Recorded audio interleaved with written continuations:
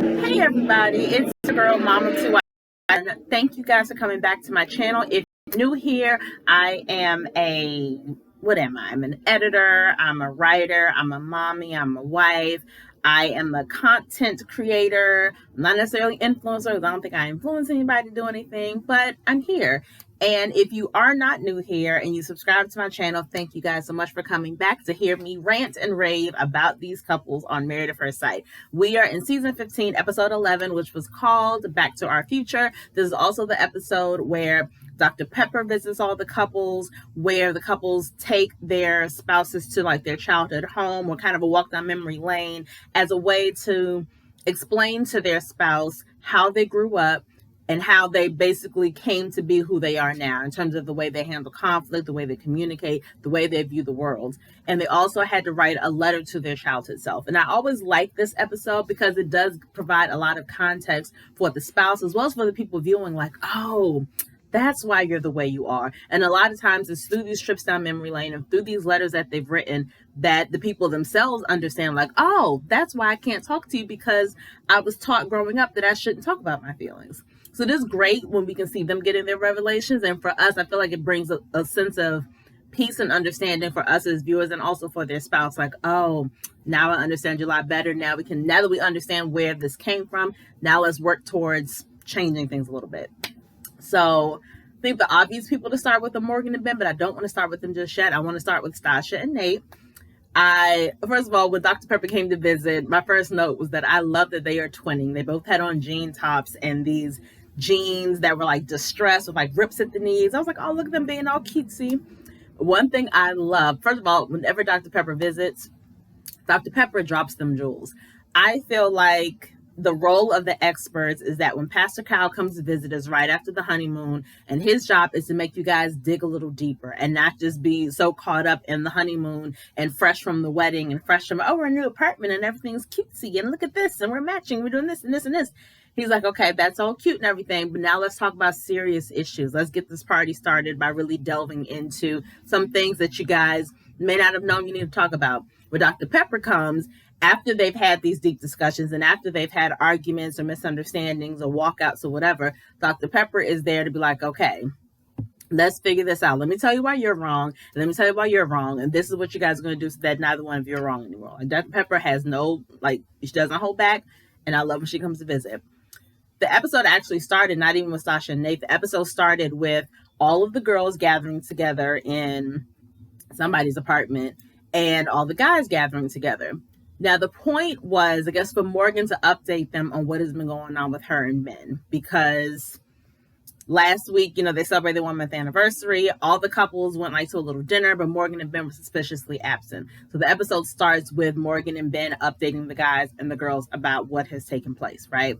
So I'm actually going to go more into those group sessions when we get to Morgan and Ben, but I just want to kind of set the scene for how the episode started out. So with Sasha and Nate specifically, one thing I love that Dr. Pepper said to Sasha, because Sasha was saying how, part of my issue is that Nate moves a little slower than I do. I'm very much like, okay, does he love me? We're going to do this. We're going to do this. Like, she very much wants everything done right away. And Dr. Pepper said to her, which I put in all caps, I was like, yes, Dr. Pepper, thank you. She said to Sasha, you didn't marry you. That is genius. And Stasha needed to hear that. And she needed to be reminded of that. Because, and my husband and I joke about this all the time, if he and I married a carbon copy of ourselves as opposed to marrying each other, we would drive each other crazy. Like, I'm not going to speak on my husband's behalf, but for me, if I married a man who is just like me, we would always be working on schedules. We would be very anal, we'd be very anxious. There would be no spontaneity. It would just be very kind of rigid and structured and not fun. Like, you need to have a little bit of that balance. Not saying complete opposites, because we've seen from the history of the show that doesn't work to have people who are too opposite, but you do need somebody who kind of has a little bit of what you have, but they're able to kind of draw out a different side of you, or they're able to kind of soften you up a little bit. And so I'm glad that Dr. Pepper said that to her. And I think Sasha is slowly understanding that and is coming to grips with that and is being a little more patient, which just seems like it's killing her to do.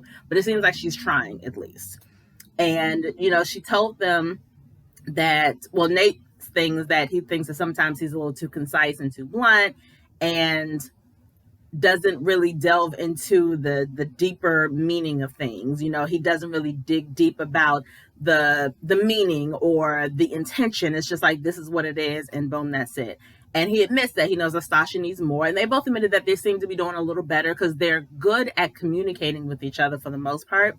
Dr. Pepper did tell them, if you guys have a disagreement, I want you to hold hands when you have this disagreement, because that is going to remind you that he is not the problem, she is not the problem. The problem is the problem, and as a team, we are going to solve this problem together. And I was like, I love that mentality, because I know when I'm pissed off with somebody, the last thing I want to do is touch them. But I think it is important. I thought it made complete sense that, at least in holding this person's hand, you are re-emphasizing the fact that we are in this together. And yes, I'm upset in this moment, but I know it's not you specifically I'm upset with. I'm upset with this particular problem, and I need you to help me figure out how to solve it. And so I love that they were told that. And also, we have another couple that has consummated their marriage, that they have had sex. So if you guys are keeping track, out of the 5 couples, Stasha and Nate, Mitch and Kristen, and Miguel and Lindy are the only ones who have consummated their marriage. So I was like, oh, look at them. And I figured they would after last week. I was like, they've already said we're falling in love with each other, and it's all ooey gooey right now. So I figured at some point they would have had sex. I'm very happy that they consummated their marriage.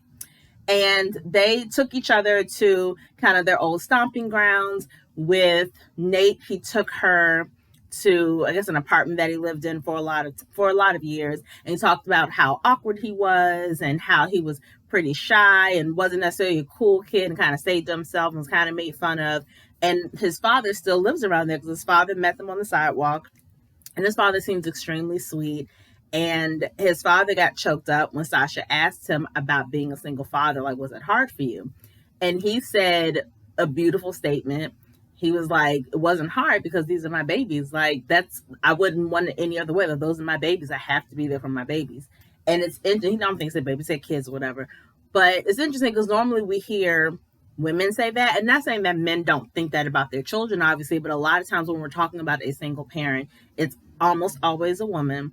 And we're normally hearing a woman say that, like, no, these are my babies, and of course I need to be with them, and, you know, all that other stuff. And so in society, it's already determined that the woman is going to be the one who sticks around and is with her children. And with the father, it's like, oh, you stuck around. Oh, you're such a good dad, because you're doing so many good things. Like, he kind of gets props for being there, just existing as a parent, where a woman is expected that she'll drop everything to be with her kids. So I like the fact that they focus on the single father aspect, and that he got emotional talking about how much he loves his kids and how it wasn't a sacrifice for him. And they said, that's my first time seeing my dad cry. And for Stasha, it was like, oh, okay, I get it. Because his father was military. He doesn't get emotional like that. And Nate doesn't get overly emotional like that. So Stasha is able to see and make those connections, like, oh, okay, this is why Nate's the way he is. And not in a bad way, but I know that she needed to hear and see that. And she took him to her old apartment where she lived as well. And she talked about coming from humble beginnings and the sacrifices that she made, sacrifices her mom made. And they both got to really understand, like, you know what, we have a very similar upbringing, and we both have a hustler spirit. Because I think she made purses out of jeans and she sold them to her friends, and he did his hustling thing as well. And it was, again, a nice moment for them to reflect on, yes, we're different in some ways, but we also have a lot in common. And it's because of our backgrounds that we're both determined to work as hard as we do, to be that power couple, to create generational wealth for our children. Like, we're both in this together, and we're both working towards the same goal. And I think they needed that. Not that they were in a rocky place, but I think it kind of helped to solidify their bond a little bit stronger. So I still really like Sasha and Nate. I've always said they look really good together. And yeah, I think they're going to be okay. I really like the direction that they're going in. Obviously, things change from week to week. But as of week 11, I like the direction that Sasha and Nate are going. So we're going to go, there was something with most of the couples. I'll go with Lindy and Miguel, because theirs was a little, I don't know. And I wrote this as a note, and I was thinking about it.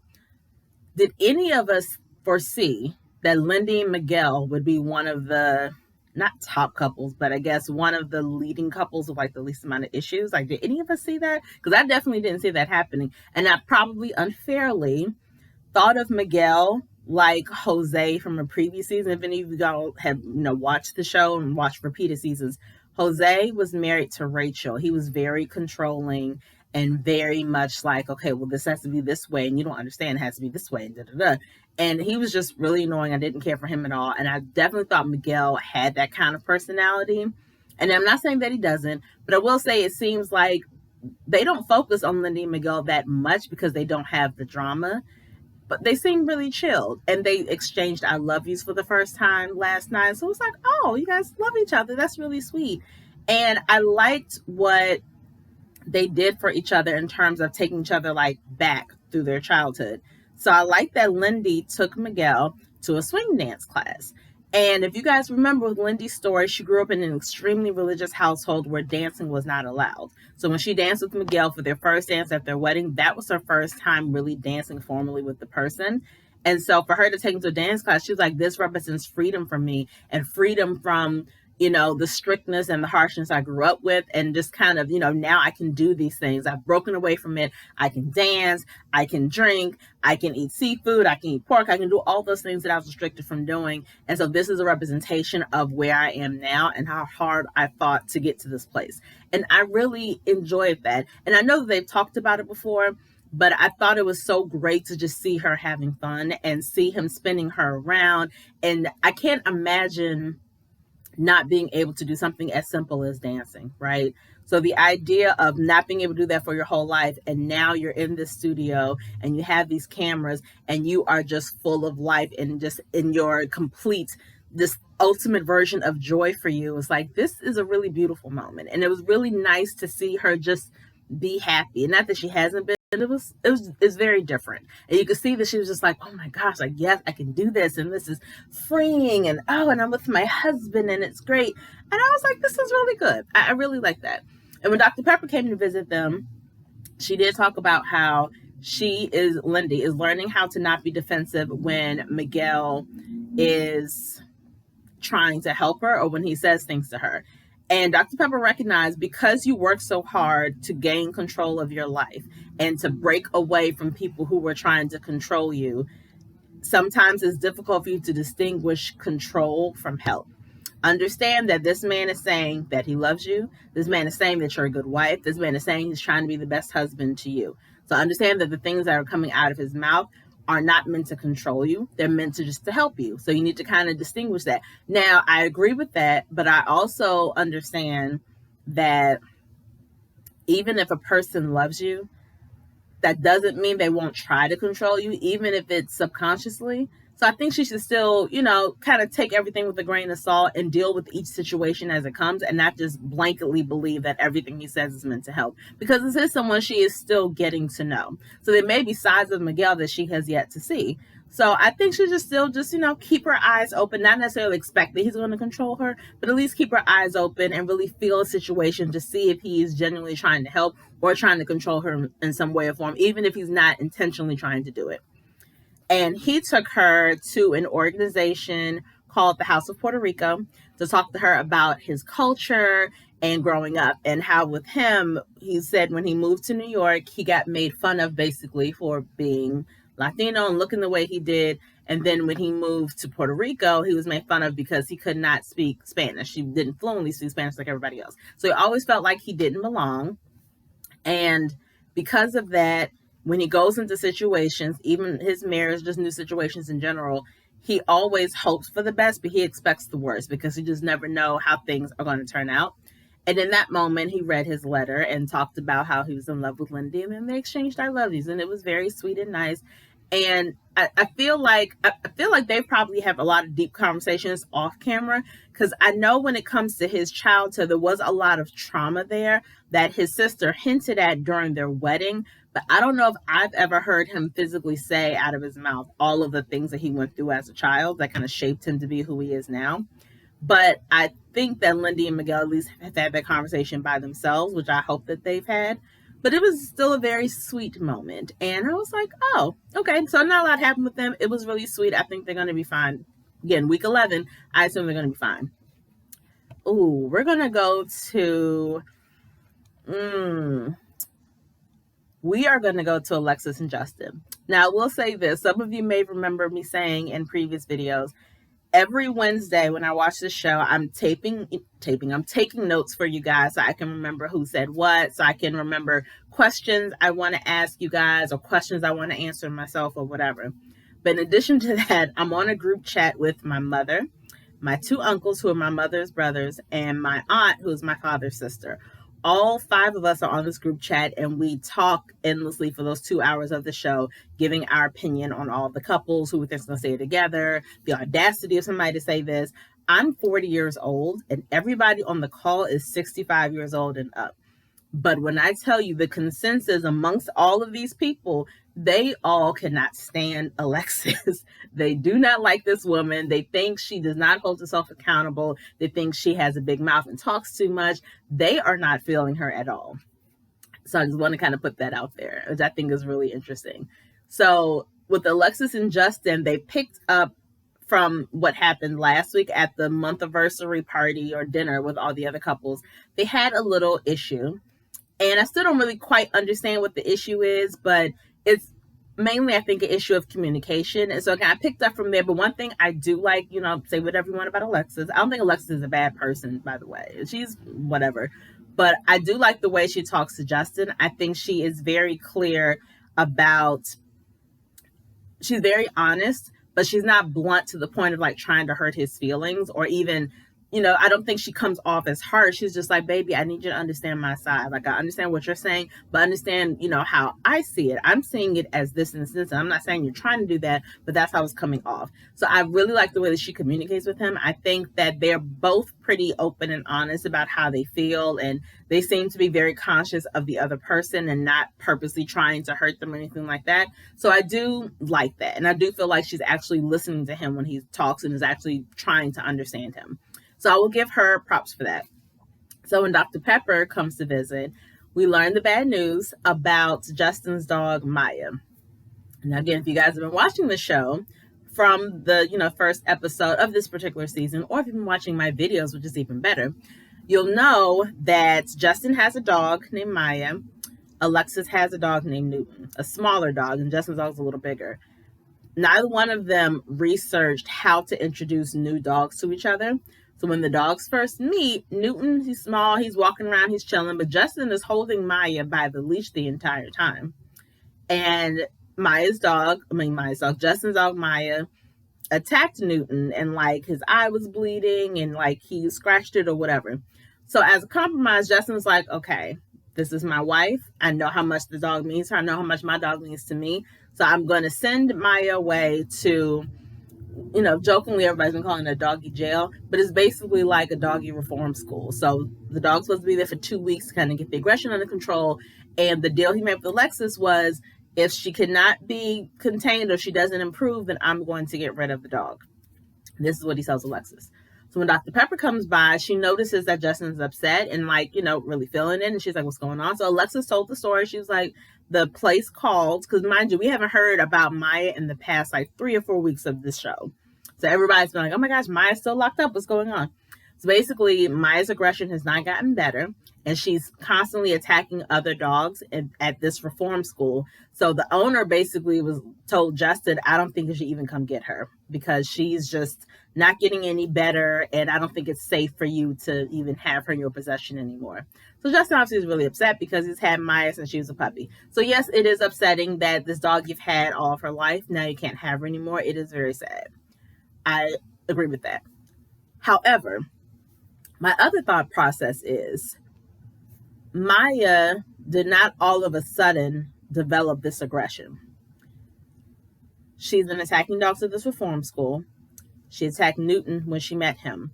You had her on a leash the entire time. You never once let her roam around because you instinctively knew that something wasn't right. You instinctively was worried that Maya would have this reaction. You admitted to Alexis after the incident that Maya had attacked a couple dogs before, but because she was antagonized by the dog or because other dogs started it basically.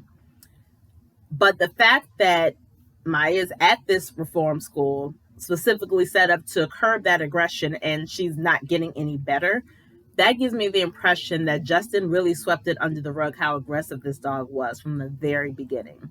Because again, there's no way that all of a sudden she became this aggressive out of nowhere. And I'm sure she's been around other dogs, period. If you've had her since she was a puppy, at some point she's been around other animals. So you knew how aggressive Maya was already. And yet you didn't tell Alexis any of this stuff at all. Now that's kind of where my mind went, that you really downplayed all of this. And she really has been probably attacking dogs, just showing aggression in general for a really long time, but you just didn't never tell nobody. So I was like, that had me looking at Justin a little sideways, just a little bit. But I was like, suspicious. But when they're talking to Dr. Pepper, they're talking about the incident at dinner, and he says that he felt alone at dinner, and it made him realize how alone and isolated that Alexis feels sometimes. He said he felt alone at dinner because Alexis didn't want to say anything about their marriage in front of other people. So in his mind, he felt alone because he's thinking he's putting all this work in, he's thinking he's doing a good thing, but Alexis isn't really giving him his props, I guess, in front of other people. So it made him feel alone in the marriage.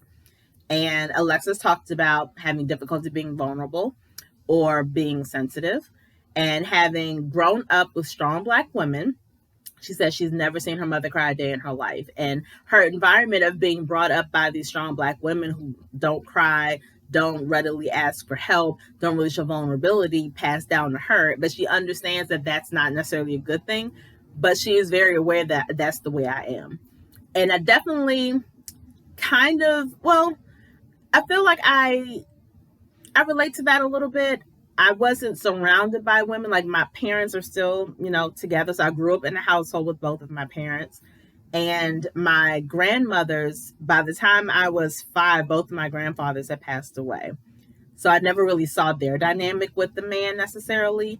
But I don't even know if I would label them as strong Black women. Not that they were weak at all, but they never came across as like brash or not asking for help or anything like that. My mother does have that mentality, though. She is very much an independent person.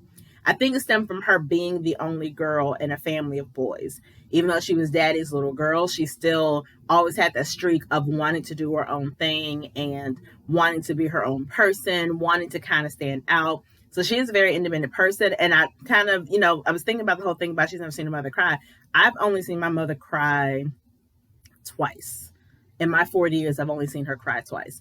And as a mother myself, I consciously made the decision that if I am sad about something, I am not going to hide my tears from my kids. Now, I'm not running in their room saying, come, look, I'm crying, you need to see me. But if I'm like in my feelings and I'm crying, whatever, and a child knocks on the door, I'm not going to say, okay, wait a minute, hold on a minute, and wipe my face like I wasn't crying. Like, I have them come in, they can ask me whatever they want. They say, Mommy, what's wrong? I tell them what's wrong. Because I do want them to see that, not that crying isn't a weakness, because I don't think my children even associate crying with being weak.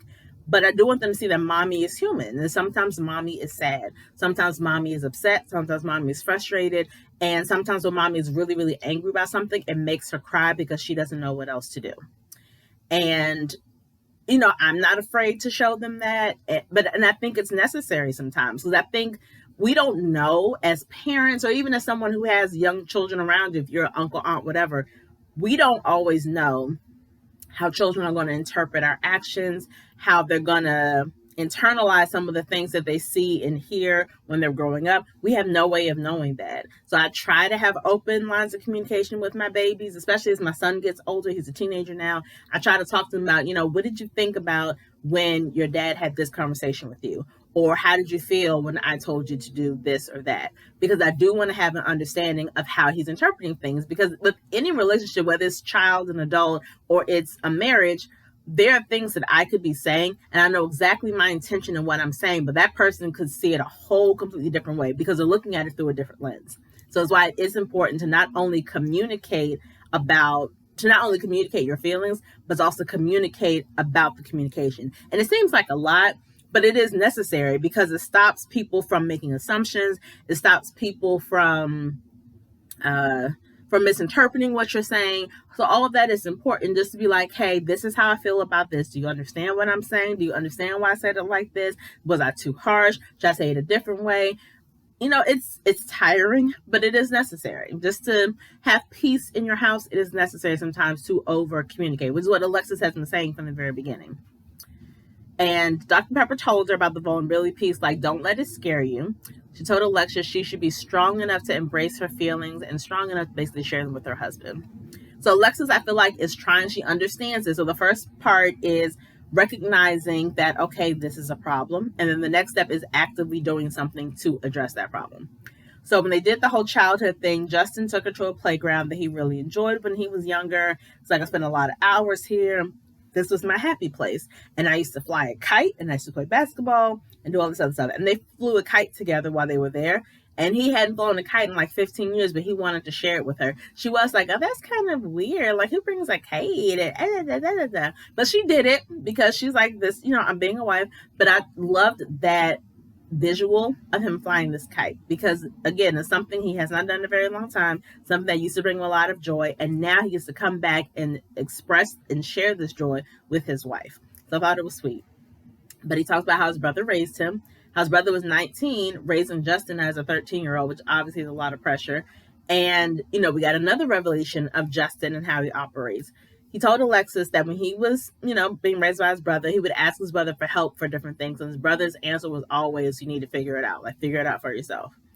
And I realized, and Alexis realized too, she was like, that's why you're so hard on yourself. Because you take the time to figure everything out on your own without any help, that now that you're older, you don't ask for help. So when something doesn't go the way you want it to go after you try to do it yourself, now you feel like a failure.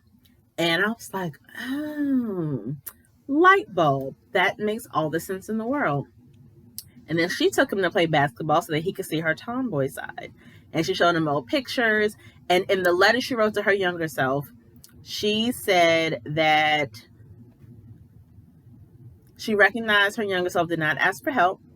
And I like the way she worded it. She said she inherited her mother's hyper independence. But as an adult, she's going to really try to break that cycle of not trying to feel like she has to do everything and be everything, and really understand that I have a partner. So I think Alexis and Justin, I have hope for them. I think they can be okay because they are very good at communicating with each other and really listening to each other for the most part.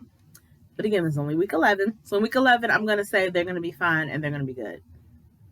We're going to end with Morgan and Binh because it was just so much with them. But Kristen and Mitch. Kristen has found her voice. You hear me? Kristen is fed up with the BS. She is, and she phrased it perfectly. I think Kristen and Mitch talk a lot, and I appreciate it. She said, basically, to sum it up, she's still harboring some anger and resentment from day 2 of the honeymoon when Mitch told her he was not attracted to her. Not that she was necessarily pissed about him not being attracted, but I guess in her mind, she's wondering if that has changed because, yes, they've had sex and they're having sex all the time. But she feels like after he said that to her, she redoubled her efforts to be the best wife she could possibly be so that at the end of this 8 weeks, he would have no reason to leave her. So in her mind, he doesn't like what he sees on the outside. So I'm going to make the inside so amazing that he is just going to be like, oh my gosh, this woman is amazing. She's wonderful. I can't believe I ever thought she was attractive. This is great. I never want to leave her. She's a perfect wife. But in doing all of that, she said she lost herself. And not that she was necessarily putting on airs and being fake about anything, but she just kind of lost her voice and wasn't completely herself, I guess, and was just so caught up in walking on eggshells and not upsetting him at all. So I like that Kristen got to a point finally where because she communicated that last week, but she talked to Dr. Pepper about it, with Mitch there, of course, and was like, I can't do this anymore. Like, I refuse to do this anymore. And I was like, I appreciate that. And so one thing Dr. Pepper said, because Kristen was like talking about like, I need this, I need this. And Dr. Pepper was like, well, Mitch isn't the kind of person that reacts well to demands. Kristen said we shouldn't have gotten married then. Dr. Pepper dropped some jewels, y'all. She said, don't tell him what to do. Tell him what you need. I was like, Dr. Pepper. I ain't saying nothing. Pastor Kyle's amazing, but Dr. Pepper be dropping them jewels, y'all. I'm like, oh, that is really, really good. Because we do get in that mindset sometimes of focusing so much on what we need, but we don't phrase it as a need. We do phrase it as, you need to do this, and you need to do this, and blah, blah, blah, blah, as opposed to, you know what? I feel loved when you do this. Or it really makes me happy when I see you doing this. Because sometimes all a person needs, man or woman, is for you to drop that little bit of saying, man, I really, we've been so busy lately and we have not had a date night in a really long time. And I really love spending time with you. Even if we're just in the house playing cards, listening to music, dancing with each other, playing a board game, watching a movie. I really miss just doing that with you. You can say something like that and just kind of let it go. And then that person can take it and be like, wow, that person basically just told me they want to spend time with me. Let me take off some time tomorrow or whenever, and I'm going to set up a little at-home date night, or I'm going to take them out to dinner. Sometimes all you have to do is, if you're with somebody who really cares about you, loves you, wants you to be happy, all you have to do is indicate something that you need, and then they're going to make it happen. But Kristen has not been doing that because, like she said, she lost herself. But I love the way the Dr. Pepper phrased it. I thought that was so ingenious. So this is the other thing that kind of made me a little upset.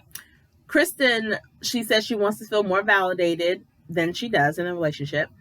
And not that she wants to hear Mitch say, I love you, but she wants to hear or have him express that he is at least on his way to loving her, or he is past what he felt on day 2 of the honeymoon.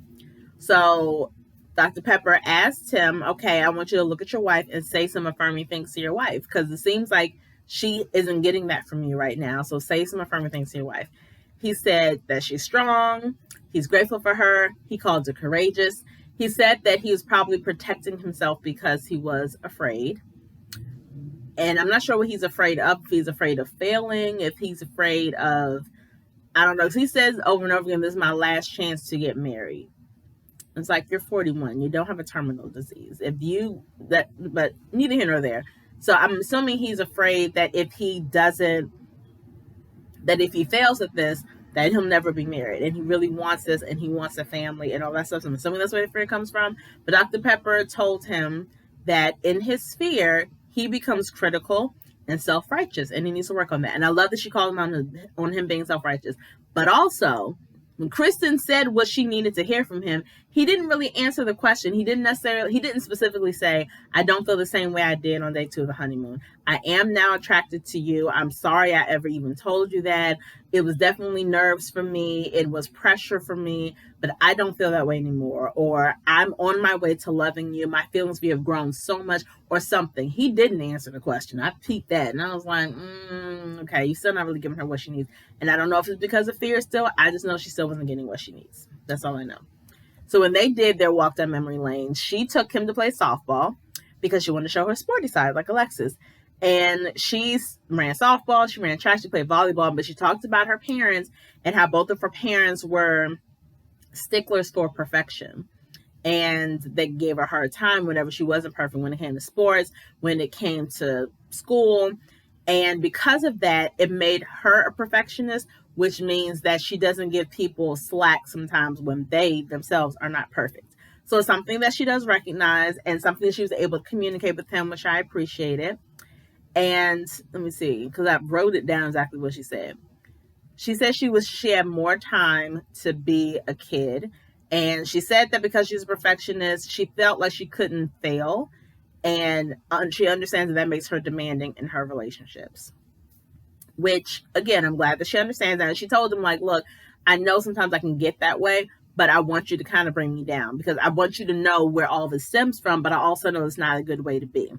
So whenever you do feel like I'm getting demanding, definitely let me know. That's something I'm still working on.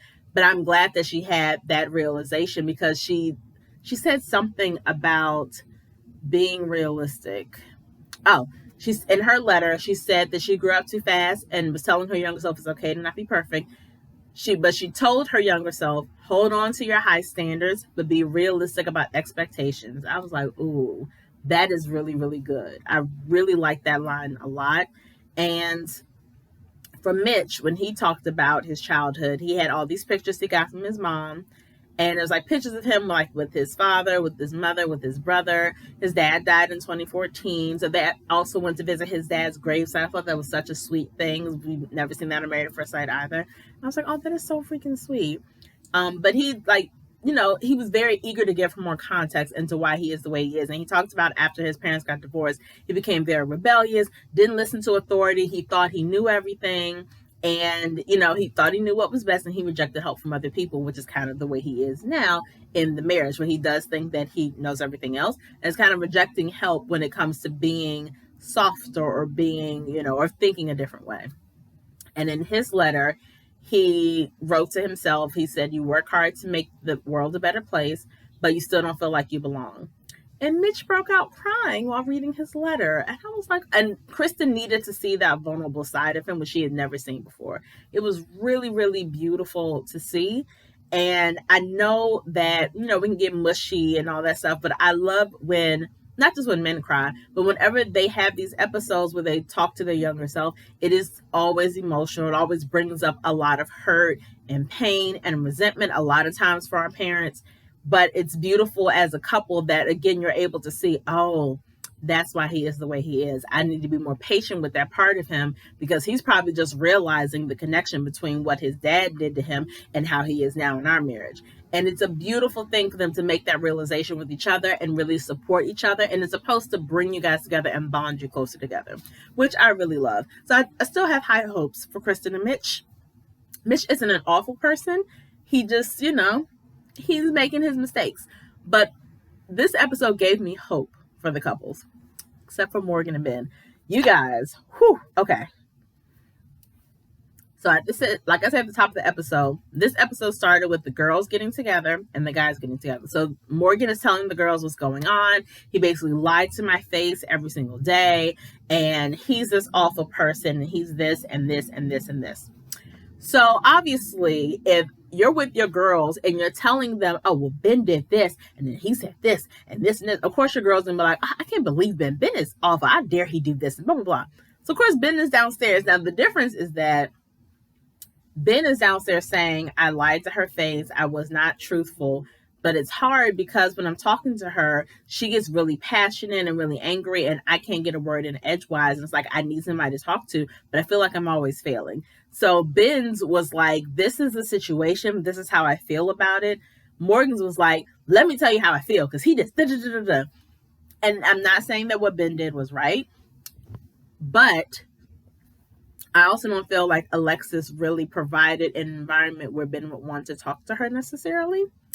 I also don't feel any connection with them, and I never have. Like, they're cute together, whatever, but I never felt a connection like, oh, this is someone I could fall in love with. It was more like, okay, great, this is my husband. That's great, I have a husband, but I've always wanted a husband, but, just be my husband. I'm still going to work. I'm still going to do my Muay Thai. I'm still going to do this and this and this. But yeah, I have somebody to come home to now. That's great.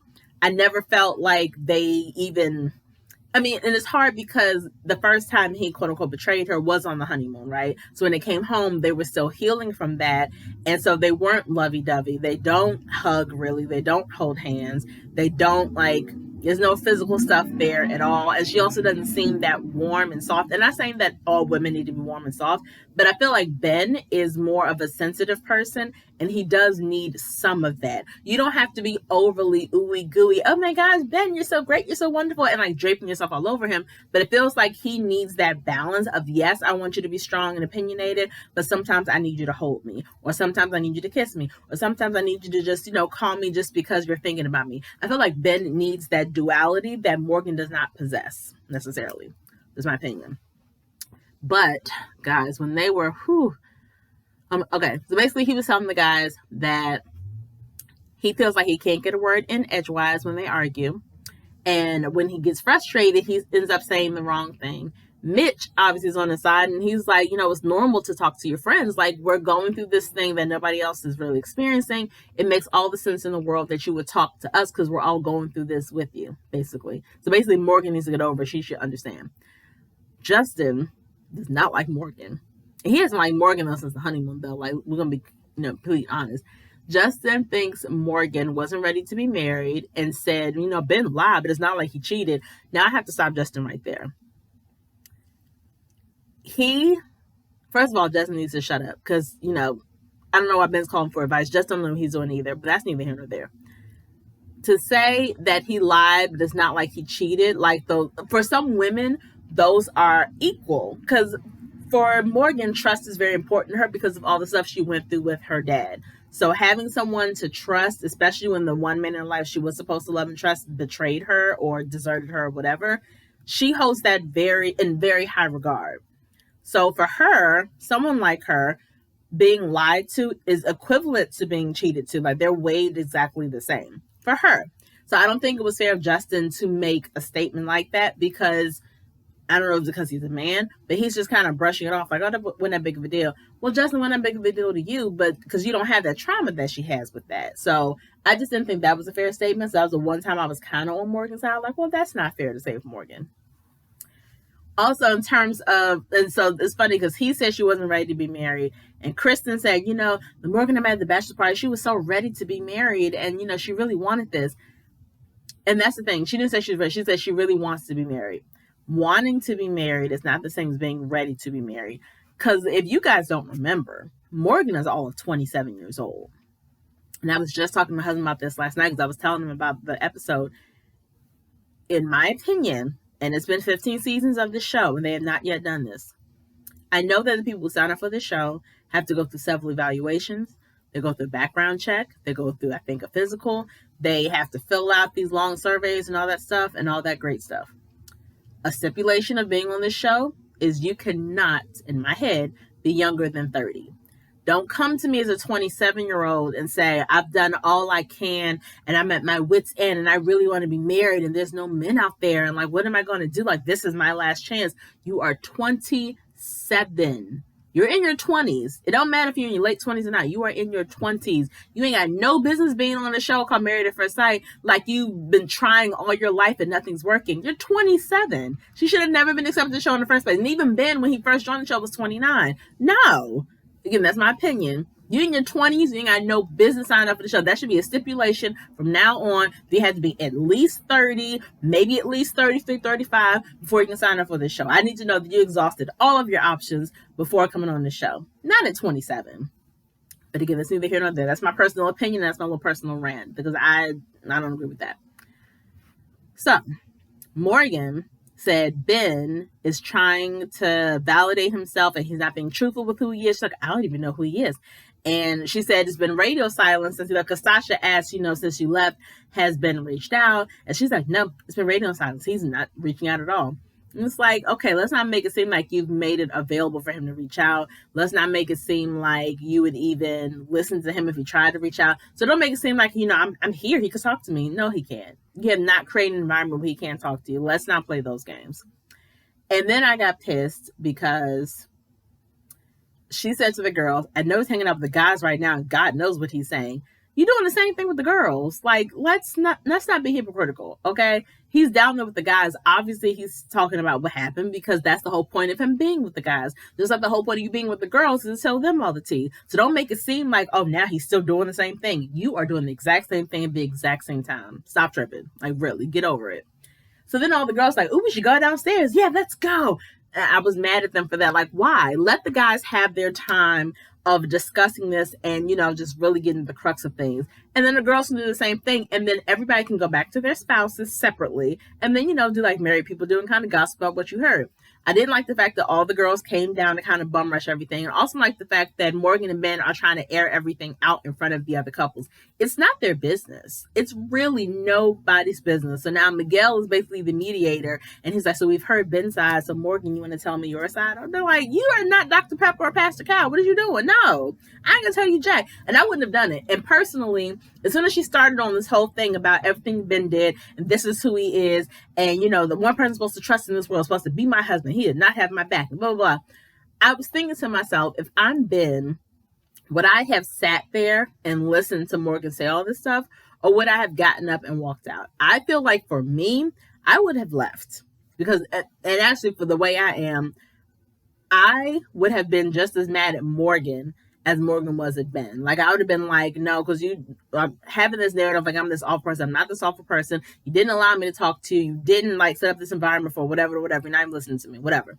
So as soon as the girls came down, as soon as I saw Morgan, I would wait for all the girls to come in, wait for her to sit down. Then I would have been like, all right, guys, I'm going to get out of here. I'm going to talk to y'all later. And I would have walked out and not said nothing to not near girl. Like, no, I'm not about to sit here now and be put on the witness stand in front of all these people when I've already apologized to you, when I already told you I'm sorry, when I already said I ain't going to do it again or whatever. I'm not about to do this with you because you take every opportunity to rake me over the coals in front of every single person we get in front of, and I don't technically have to take it. I can literally get up at any time and walk out. So I would have, personally, if I was Ben, I would not have sat there and allowed her to have another opportunity to talk about my character and do X, Y, and Z. Like, absolutely not. So he was better than me. But one thing he did say is, well, also Nate doesn't like, I don't think any of the guys like Morgan, which I think is really funny. Nate thinks Morgan can't be satisfied, and he questions the hostility coming from her compared to the chill, collected demeanor of Ben. I don't think Ben is being chill and collected. I think Ben is just defeated. Like, I think he's really like, everything I do is wrong. I literally don't know what else to do in the situation. I'm trying, but I don't know what else to do. So Ben also admitted that he signed up for therapy so that he could slay his demons. And one thing he said that I thought was so profound, he basically told Morgan, like, I'm sorry because you didn't sign up for this. And he told her, I realized that my trauma doesn't allow me to be there for you the way I need to be. And I was like, ooh, that's a great, without therapy even starting yet, that was a great revelation. But I felt like that was his way of saying, I can't be the kind of husband that you think you need until I've handled this family trauma that I just realized I have. So I thought that was very profound that he came to that realization, but he didn't say I'm getting out of this marriage. He just said I can't be there for you like I should be because of my trauma, but I did sign up for therapy because I need to slay these demons. I don't want to be that kind of person anymore, right?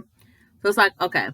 So Dr. Pepper visited, and Ben told Dr. Pepper, one thing I like, Dr. Pepper got his side first, and then she said, Morgan, I'm not letting you off the hook. So don't get comfortable over and don't get cocky. Like, you are not completely innocent in this whole situation. I was like, good.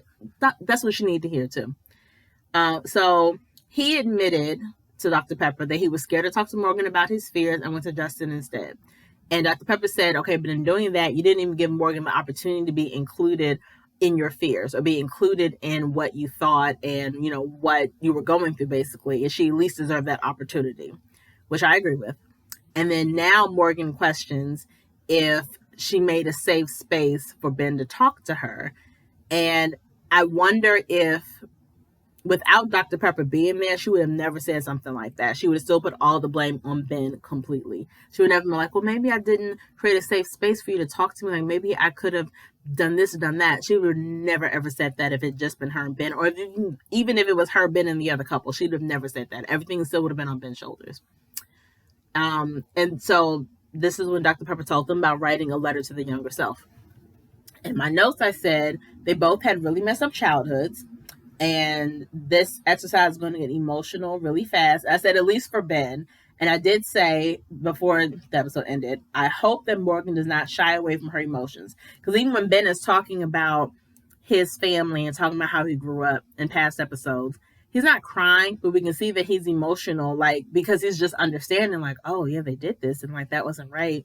And like, I'm trying to figure out how to not be a people pleaser and how to realize that I am enough. Like, you know, his voice would get softer, and it was like, you could feel the emotion. When Morgan talks about anything related to her childhood, she doesn't go into at least on camera, she doesn't go into detail about stuff with her father specifically, and everything stems from her dad. She doesn't go into detail with us.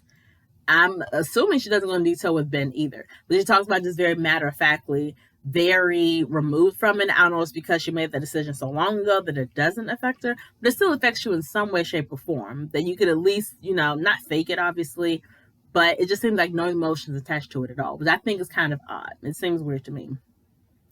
But in his letter, he told his younger self that he's more than his grades, and he needs to learn to love who he is now. And, you know, just kind of encouraging his younger self. So when this all, before he even read the letter, he's sitting in their apartment with the letter in his hand. He's looking nice in a little sweater or whatever. He's waiting for her. And he says, you know, writing this letter was, you know, therapeutic. It was good. And I'm really hoping that through sharing these letters with each other, she'll have a better understanding of where I'm coming from. I can better understand where she's coming from. And we can kind of use this as a catalyst to move forward. This is what he says. Then she comes in. She said, you want to go first? He's like, yeah. He reads his letter, and then he looks to her expectantly. She didn't even comment on anything that he read in the letter, which gives me the impression she didn't listen to not a word that he said. She didn't say anything like, oh, thank you for sharing, or, oh, that's great, and, oh, yeah, you are. Like, nothing encouraging, nothing to indicate that she listened to a freaking word that came out of his mouth. Nothing. She says that she's not comfortable reading her letter to him because she's afraid, or because in the past, things that she has said to him has been thrown back in her face. This chick literally came in the apartment, had the letter in her hand, watched him read his letter that was full of heart and full of emotion, does not react or say anything to him about his letter, just says, I'm not going to be reading my letter, and then packs up her stuff and walks out. Why the freak did you come? Why?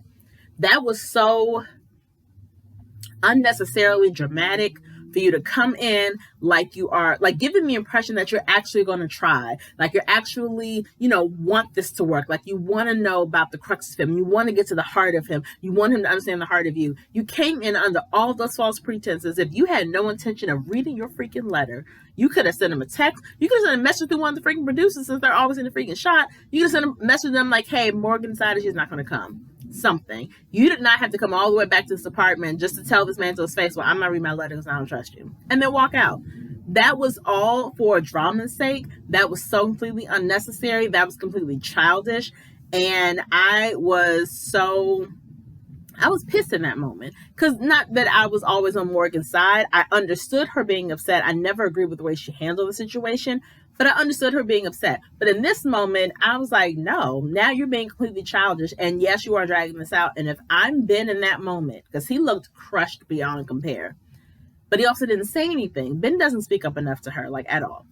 But if I am Binh in that moment, and I've just said out of my mouth that this hopefully will be the catalyst to us moving forward, and she comes and she don't read her letter, she don't even acknowledge what I read, I'm calling the experts, or I'm calling whoever and say, hey, it's decision day for me. I want a divorce. This isn't going to work out. Maybe neither of us are really ready for this, but I need to do my own work on myself, my own self-reflection. I need to heal from my trauma, heal from my childhood wounds. And then once I'm whole and I'm better, then I'll be ready to go out there and find a wife who I can actually talk and communicate with, who will actually listen to me. But this isn't going to work. I'm tired of being the only one trying, and it's just not going to work for me. But he needs to be one to do it. Don't leave everything in her corner, because if you leave everything to her, she's going to continue to come around and continue to not even pretend to work on it, but just show up to let him feel the anger and feel her distrust and feel all this stuff. Because she said she's going to stay around for the next 4 weeks, not with the intention of trying at all, just so that he can understand how pissed off she is. Who wants to physically be around to feel this hatred from a person for the next 4 weeks? Who's going to sign up for that? And the fact that she said it like she expects him to just take it, absolutely not. So I need Binh to grow some balls and call Dr. Pepper, Pastor Cal, call producer, call whoever you need to call, and be like, look, I don't even need her here for this. She doesn't need to be here. I don't care if you can get the message to her if you want, but I want a divorce. So tell me what I need to do to file and to start this process, because I know for a fact that this isn't going anywhere. I don't have the energy for it anymore. So get me out of this. Again, let her know whenever you want to let her know the information, but I'll pack up my stuff tonight, go back to my apartment, and you let me know what I need to sign or whatever, because I need to do that. That needs to be him, but it has to be his call. She has been holding the cards for way too long, that it has to be on him to be like, you know what? This needs to end right now. So I'm hoping that happens next episode, but who knows? Binh is actually really sweet. I don't really see him doing that, but I really want him not even to do it out of anger necessarily, but just do it out of frustration, out of being tired. I want him to be fueled by that, and fueled by the wall she constantly has up, and how even talking to Dr. Pepper or Pastor Cal, that wall has not gone away at all. Like, you need to press forward then with your life, because what kind of life are you going to have for the next 4 weeks? Like, that's not fair to you either. So that's my take on Married at First Sight Season 15, Episode 11. If you guys have not already, make sure you subscribe to my channel, click the notification bell so you don't miss any of my upcoming videos. Make sure you like this video, share this video, and comment on this video. I love talking to you guys about these couples and getting your opinion. Do you think, well, what is your opinion, period, on Morgan? Not even just this episode. In general, what do you guys think about Morgan as a wife and just Morgan as a person? Do you think that there's hope for Alexis and Justin? Do you, let's see, who else was there? Kristen, you think Kristen and Mitch, you think Mitch is going to like calm down and not be so much of a zealot? Like, do you think that they're going to be good? Who right now do you have all the confidence in the world is not only going to say yes on decision day, but it's going to make it for the long haul. Like, who is your top couple that you think is really going to make a go of it and be happily ever after married for the rest of their lives? Let me know in the comments below, and I'll talk to you guys next week. Peace.